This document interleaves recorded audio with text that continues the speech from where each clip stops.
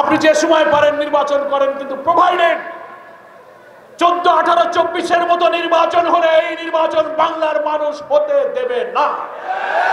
নির্বাচনী প্রক্রিয়া অবাধ, নিরপেক্ষ, ক্রেডিবল করার জন্য পুলিশের সংস্কার, জনপ্রশাসনের সংস্কার, সংবিধানের সংস্কার, সিভিল অ্যাডমিনিস্ট্রেশন সহ ন্যূনতম সংস্কার শেষ করে আর খুনি হাসিনা তার সহযোগীরা রক্তের বন্যায় যারা দেশকে ভাসিয়ে দিয়েছে তাদের বিচার দৃশ্যমান করে এই সময়ের মধ্যে নির্বাচন দেবেন, আমরা সেই নির্বাচনে যাব।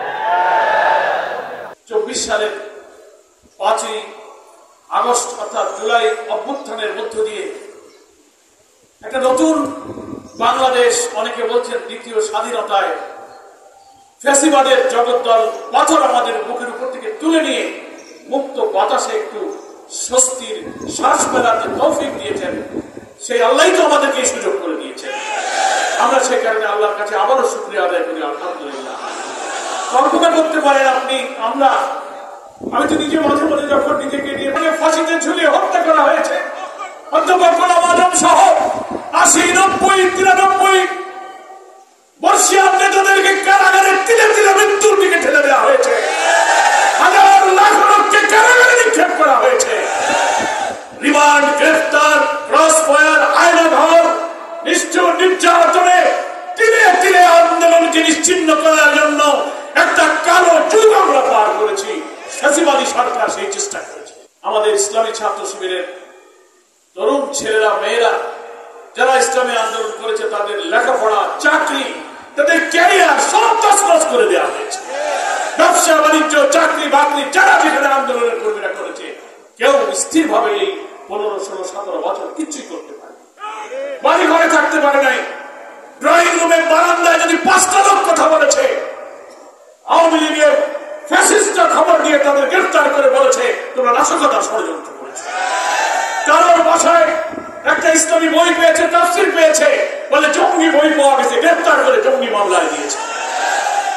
বিএনপি, জামাত, ফ্যাসিবাদ বিরোধী সংগ্রামে আওয়ামী দুঃশাসনের বিরুদ্ধে আমরা যারা হাতে হাত ধরে রাজপথে লড়াই করেছিলাম, লক্ষ লক্ষ কর্মীরা এইভাবে ইতিহাসের জঘন্যতম বর্বর ফ্যাসিস্ট শেখ হাসিনার কর্তৃত্ববাদী শাসনের যাতাকালে আমরা এই 1.5টা যুগ নিষ্পেষিত হয়েছে। এই লাকসাম, এই কুমিল্লা, এই চট্টগ্রাম, মনোহরগঞ্জ, এই কুমিল্লা অধ্যুষিত খবর লোকের কাছ থেকে আমাদের কাছে এসেছে। কঠিন জুলুম, নির্যাতন, পুলিশি হয়রানি হয়েছে। আমাদের ডাক্তার আব্দুল মোহাম্মদ তাহের চট্টগ্রাম এবং এই কুমিল্লার কৃতি সন্তান বছরের পর বছর তার এলাকায় তিনি বাড়ি যেতে পারেন। আপনারা আসতে পারেননি, আপনারা মাসুম ভাই আব্দুল রহমানের কাছে শুনলেন।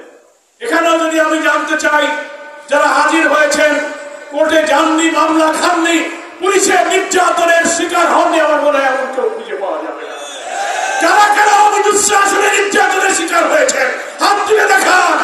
আপনারা তাকিয়ে দেখেন কি অবস্থা। হাজার হাজার সম্মেলনে এত মজলুম, এত নির্যাতিত জনতা হাজির হয়েছে। আল্লাহ এই জনপদকে তুমি ইসলামের জন্য কবুল করো। আমরা বলেছি আপনি যে টাইম দিয়েছেন তার উপরেই যেন আপনি ঠিক থাকেন, এর মধ্যেই সংস্কার করে মানবতা বিরোধীদের বিচার করে একটা নিরপেক্ষ নির্বাচন দেন। আমরা নির্বাচনে যেতে প্রস্তুত আছি।